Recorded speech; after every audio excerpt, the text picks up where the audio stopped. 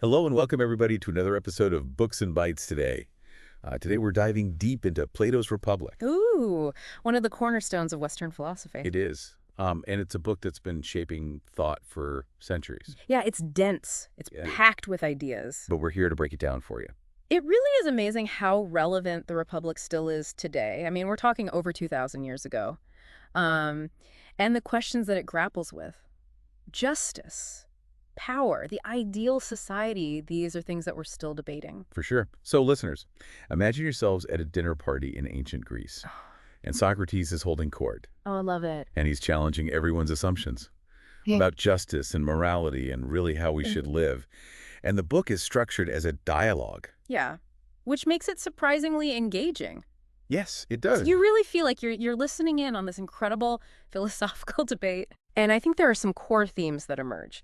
And I think some of the big ones are, what does it actually mean to be just? What would an ideal society even look like? And then, what is human nature? And how does human nature play into how we try to live a good life? And then finally, what is education's role in shaping individuals and society as a whole? Okay, so there's a lot to unpack. Let's start with the central question. What is justice? Right. Well, Plato throws us right into the deep end with this character, Thrasymachus, who argues that justice is really nothing more than might makes right. Basically, whoever's in power gets to decide what justice is. Wow. Okay, so that's a pretty cynical view. How does Socrates respond to that? He uses some really brilliant analogies and thought experiments. One of the most famous ones is the analogy of the physician. Okay. So he argues that a true ruler is like a skilled doctor whose aim is to benefit the people that they rule over, not just themselves. So it's like a doctor prioritizing a patient's well-being Exactly. over profit. Okay. Exactly. A good doctor focuses on the health of the patient, not on making money. And in the same way, a just ruler is looking out for the good of the whole society, not for personal gain. Right, but then that begs the question, are we naturally inclined towards justice? Like, would we still choose to be just if there were no consequences for being unjust? Right. And that's when we get the Ring of Gyges thought experiment. Ooh, yes. So imagine you have this ring that makes you invisible. Now, would you still act justly, knowing that you could get away with pretty much anything? I don't know. Right. I mean, it's a tough question. It really makes you think about our motivations. Yeah. Are we just afraid of punishment?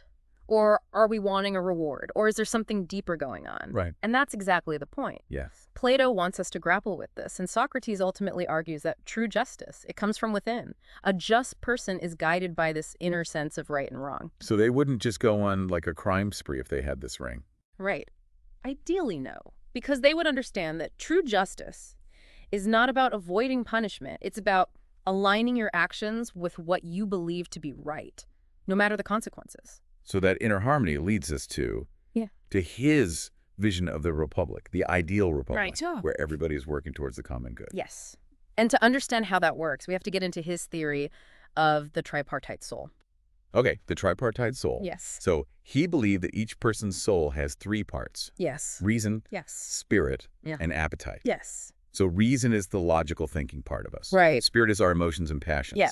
And then appetite is our kind of basic urges and desires. Exactly. So reason is our capacity for logic and for critical thinking. It should be guiding our actions towards what's good and just.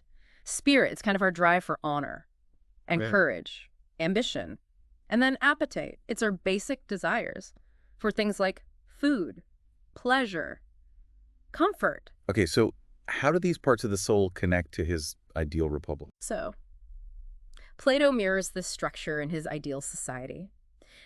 He suggests there should be three classes of citizens: the rulers, the auxiliaries, and the producers.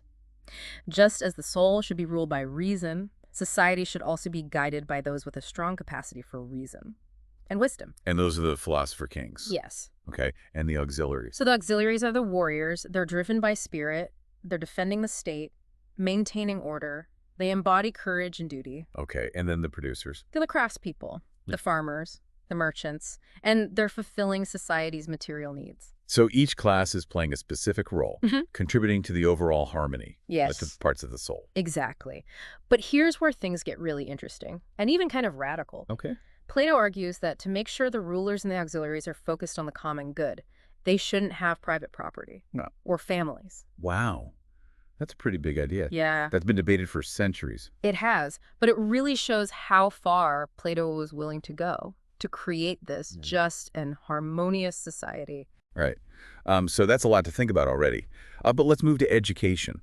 What role does education play in shaping the citizens of the Republic? So education is absolutely fundamental to Plato's vision. Okay. He didn't think it was just about practical skills. It was about shaping character, cultivating virtue, Hmm. and guiding people towards a love of wisdom and truth. So it's not just learning facts or a trade. Right. It's about being a well-rounded and virtuous person. Exactly. And this is where Plato gets a little particular. Okay. He was a big advocate for censorship in the arts. Ooh, censorship always makes me a little nervous. Yeah, he believed that only works that promoted virtue and noble ideals should be allowed. So he wanted to create this controlled environment Yeah, to nurture virtuous citizens. you could say that. Okay.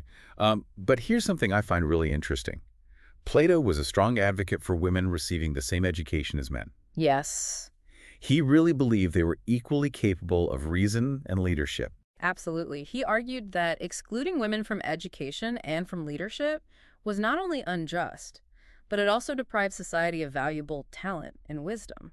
I mean, it makes you wonder Yeah. how different history might have been if more societies had embraced that. Right. Okay, so we've covered justice, the tripartite soul, the classes of society, and education. That's a lot. It's only the beginning. Plato's Republic is incredibly dense. Yes, it is. There's so much more to explore. Which is why we have 2 more parts to this deep dive. Yes. Welcome back to our deep dive into Plato's Republic. Last time we were talking about Plato's ideal society, a republic ruled by philosopher-kings, guided by reason, where everybody has their part to play for the good of the whole. Right. And we also talked about this idea that true justice comes from within. It's not about external rewards or punishments. It's about making your actions line up with what you believe is right. But that raises a big question for me. How do we even know what's truly right? I mean, how do we tell the difference between genuine knowledge and just opinion? That's a great point. That's a really important point. And this is where one of Plato's most famous analogies comes into play, the allegory of the cave. Okay. So picture this. You have a group of prisoners. They're chained in a cave, and they've been there their whole lives. All they can see are shadows that are projected on the wall, cast by objects passing in front of a fire. Okay. I'm picturing this dimly lit cave Yeah. with these flickering shadows. A little creepy. Yeah, it is a little bit, because for these prisoners, that's reality. Those shadows are all they know. They've never seen anything else. But then one of the prisoners, he breaks free, and he stumbles out of the cave into the blinding sunlight. Okay. And at first, he's totally confused. He's overwhelmed. But gradually, he adjusts to the light, and he starts to see the world as it truly is. I think I see where you're going with this. So the cave represents our limited view of the world. We're tracked by our senses and by what we think we know, and we mistake appearances for a reality. You got it. And the prisoner, who escapes from the cave, he represents the philosopher. Through reason and critical thinking, what Plato calls dialectic, the philosopher breaks free from the shackles of ignorance and ascends to a higher level of understanding. Okay, so then how do we escape the cave? How do we reach that higher level of knowledge? It's a challenging journey, but Plato believed it was essential for both individual fulfillment and also for the progress of society as a whole.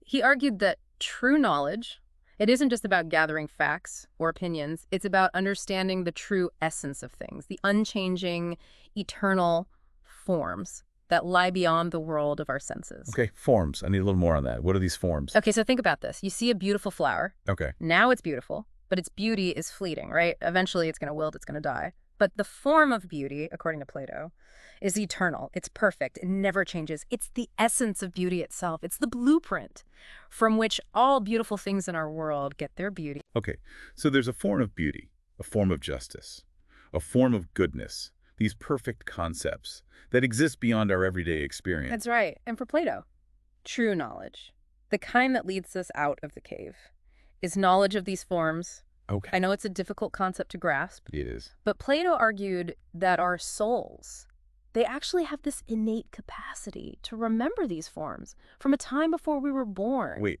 are we talking about reincarnation here? Like the idea that our souls existed before we were born into this life? That is one interpretation. Plato himself, he doesn't come right out and say that, but he suggests that learning is a kind of remembering. Like, we're not learning something totally new, but we're remembering something.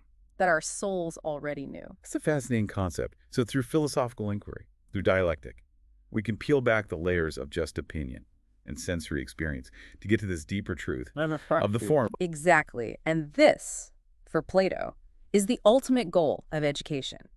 To help people on this journey of self-discovery, to awaken that innate capacity for reason, and to lead them towards the light of true knowledge. So it sounds like an incredible journey, but it also sounds incredibly demanding. So how did Plato imagine this education working in the ideal republic? He outlines a very rigorous system. It's carefully structured to cultivate both the mind and the character. It starts with physical training and music for the young, and then it moves on to mathematics, logic, and it finally culminates in the study of dialectic, which is the art of philosophical discussion and reasoning. Like a mental and spiritual boot camp. You could say that. Yeah. He believed that it took years of disciplined study and rigorous self-examination to reach the point where you could really grasp the true essence of things, the forms, and ultimately, the highest form of all, the form of the good. Okay, the form of the good.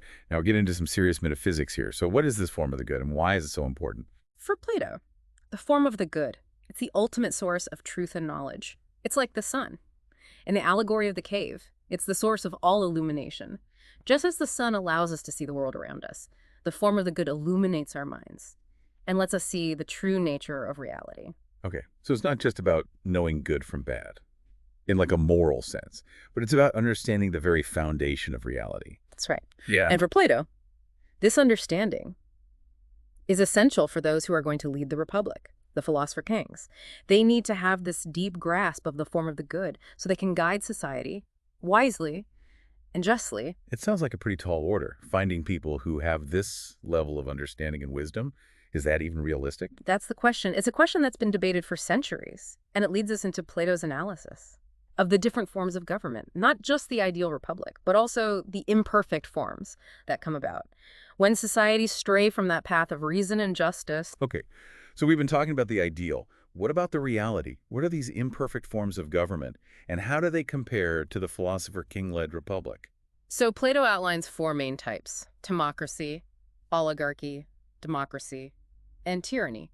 He saw them as a kind of decline, a descent from the ideal, each with its own flaws and weaknesses. So it's like a slippery slope from the ideal republic all the way down to tyranny. Yeah, that's basically Plato's view. He believed that each form degenerates into the next, driven by these imbalances in the Right. ruling principle and human nature. Okay, so let's break those down one by one. What's democracy and how does it come about? So democracy, Yeah. it emerges from the ideal republic when the focus shifts from wisdom and justice to honor and military glory. It's a society ruled by people who value courage and ambition above all else. Well, kind of like a warrior culture, Exactly. where military strength and victory are prized above everything else. Yes. And while honor and courage, they are important virtues.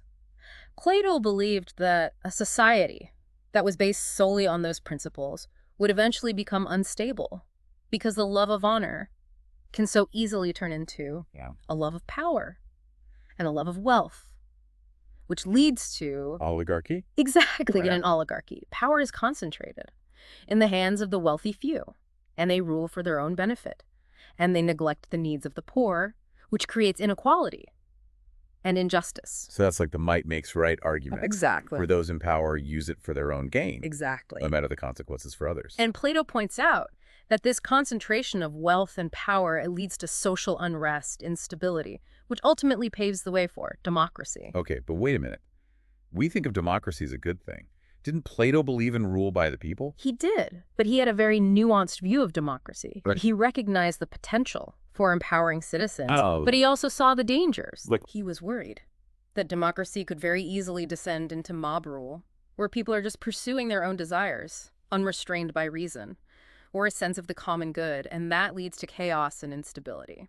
So too much freedom, too much focus on just individual desires can Yeah. actually undermine the well-being of the whole society. That was his concern. He believed that true freedom lies not in just doing whatever we want, but in living a virtuous life, guided by reason and a concern for the common good. Okay, so that's pretty different from how we often think about democracy today. It is, and it brings up some really important questions about the balance between individual freedom and social responsibility. Questions that are still very relevant today. Absolutely. Okay, so we've gone from democracy to oligarchy, to democracy. What's the last stage in this downward spiral? Tyranny, which is the worst form of government in Plato's view. Okay. It's a society ruled by fear and oppression, where one person, driven by their own unchecked desires, holds absolute power. And this is what Plato was most afraid of: the collapse of reason and justice, leading to a society ruled by a tyrant. That's right. And he believed that this descent into tyranny often starts with the very freedoms that democracy promises. So when you have demagogues exploiting people's fears and prejudices, when truth is ignored in favor of emotional appeals and propaganda, when the rule of law is undermined, those are all warning signs that is, democracy might be headed towards tyranny. This is a cautionary tale. It reminds us that even the most positive ideals can be twisted and manipulated, and that can lead to really bad consequences. Exactly. It highlights how important critical thinking is, questioning assumptions, and actively participating in shaping our societies to prevent that kind of descent into chaos, And so, tyranny. this has been an incredibly thought-provoking conversation. We've gone from the depths of the cave to the heights of the forms, from the ideal republic to the dangers of tyranny. So what's next on this journey? Well, there's one more really crucial, and maybe the most controversial, aspect of Plato's Republic that we need to discuss. The concept of the noble lie. It's an idea that's sparked a lot of debate over the centuries. The noble lie. Yes. Welcome back to the final part of our deep dive into Plato's Republic. We've covered justice and the ideal society, and even gotten into the tyrannical man. But now, we're on to one of the most controversial and honestly puzzling parts of his thinking, the noble lie. Yeah. It sounds like something straight out of like a dystopian novel. It does. It's a really thought-provoking idea. The idea is that to ensure social harmony and stability, the rulers might have to perpetuate a myth, a noble lie, that convinces the citizens to accept their place in society. So basically, it's just a fancy way of saying propaganda, right? I mean, it sounds like we're talking about manipulating people and suppressing dissent. I understand those concerns, and they're valid points. But Plato argues that this lie wouldn't be for the ruler's own benefit. It would be for the good of the community. Remember, his ultimate goal is a just and harmonious society. And he believes that this noble lie could be a way to achieve that. So like a benevolent deception, then. A white lie. Holds for the greater good. I'm still not sure about this, but okay. So what kind of lie are we talking about? So one example he gives is the myth of metals. The myth of metals. Yeah. So imagine the rulers telling the citizens that everyone was born from the earth, but that different metals were mixed into their souls. Okay. Gold for the rulers, silver for the auxiliaries, and then bronze or iron for the producers. And people would just buy that they're destined to be a ruler or a worker based on some metal in their soul. Well, Plato acknowledges it's a pretty bold idea. It is. But he thinks that if this myth is introduced early on in childhood and then reinforced through education and cultural norms, it could become very deeply ingrained in people's minds. So it's like social conditioning. Yeah. On a massive scale. So you're shaping people's beliefs from when they're really little. Right. So they just naturally fall into these predetermined roles. Yeah, and I think it does raise some ethical questions about manipulation and, suppressing critical thinking, which seems to clash with his whole emphasis on reason and truth. Yes, exactly. That's what I find so strange about this noble lie. On the one hand, he's all about reason and pursuing truth. And then on the other hand, he's suggesting this system based on deception. It's a real paradox, and it's fueled debate for centuries. Some people argue that this noble lie shows that Plato had kind of a paternalistic side. Like he thought that ordinary people just couldn't handle the truth. And it needed to be led by a wise elite. Exactly. But then who gets to decide what the masses can handle? Right. What about individual freedom? Exactly. These are the big questions, and there aren't any easy answers. No. I think Plato's noble lie really forces us to wrestle with the difficult issues of power and truth and how to actually create a just society. It really makes you think.